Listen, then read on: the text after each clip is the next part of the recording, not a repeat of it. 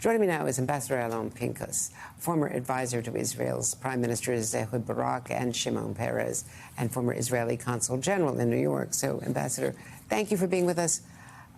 From what I am reading from afar, admittedly, but talking to people there, the anger at Netanyahu over the failure to get the hostages out, over some of the humanitarian, challenges, over the continuing war, and over the political paralysis in Israel, is abiding because of the ICC decision earlier this week.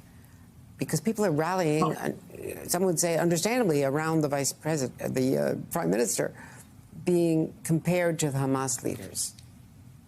No, Andrea, they're not. These two concepts are not, they're not mutually exclusive.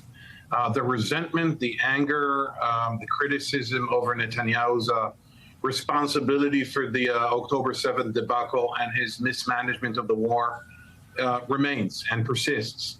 At the same time, there is a lot of frustration in Israel over the ICJ, the International Court of Justice's provisional ruling today that Israel must hold operations in Rafah within 30 days. And as you mentioned correctly, the ICC, the International Criminal Court, which may next week issue actual arrest warrants against the prime minister and the defense minister. So people are frustrated with that. They don't like the moral equivalency that they feel is being made between Hamas and Israel. They don't understand why the aggressor and the victim are bunched together here. But that does not translate into any rallying around Mr. Netanyahu. Well, let me ask you this, because Defense Minister Gallant and the opposition member of the War Cabinet, Benny Gantz, both the generals, former generals, they came together, even though they are rivals, political rivals, but they came together to give Netanyahu 2 weeks or 3 weeks to make a decision about Rafah and make a decision about importantly, about the day after, about how to get out of the war, what will happen next, about what role the Palestinians will have. So they made their own red lines, and that still would not be enough for him right now to lose his coalition. If they really quit the cabinet, he still has the right-wing members, and he could still keep his government going, correct? Absolutely correct, Andrea. He has 64 seats in parliament, even if Benny Gantz and his party, which amount to only 8 members of parliament, even if they withdraw. But the thing is, it's a qualitative measure, not quantitative.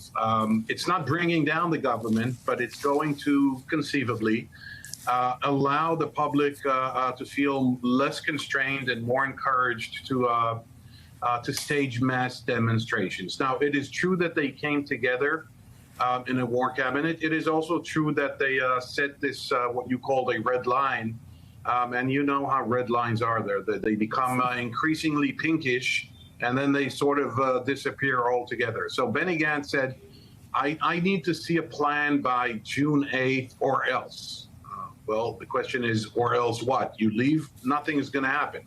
And what about this plan? So Netanyahu can scribble a plan in 20 minutes, show it to Gantz and say, this is what I intend to do, even though it's not implementable. The interesting thing here, Andrea, is that both Gantz's demands from Netanyahu to come up with a implementable and viable and coherent plan for post-war Gaza, and even the ICJ, the International Court of Justice's ruling today in terms of the military offensive in Rafah, they are both consistent with the language that the U.S., that the Biden administration has been using. The U.S. has been pressing Netanyahu for 7.5, almost 8 months on a post-war Gaza plan, so-called day after. And the Biden administration has been repeatedly warning Netanyahu of the possible consequences and humanitarian crisis and civilian deaths that may result in an operation in Rafah. So Mr. Netanyahu is under tremendous pressure.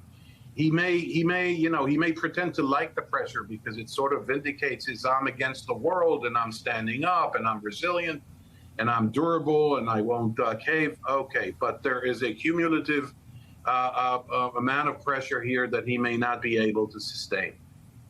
And of course, he'll be coming to the U.S., we're told. We don't have a date yet, to broaden that appeal to the U.S. constituency, but the joint meeting of Congress. That deserves another conversation between Exactly. us, Andrea. He's going to the U.S. to weaken Biden. There's no other way of looking at it. No, exactly. And it's not the first time he's done that. Correct. Against a Democratic president, namely Barack Obama, or tried to. And Alan Pincus, great to talk to you. Thank you very much.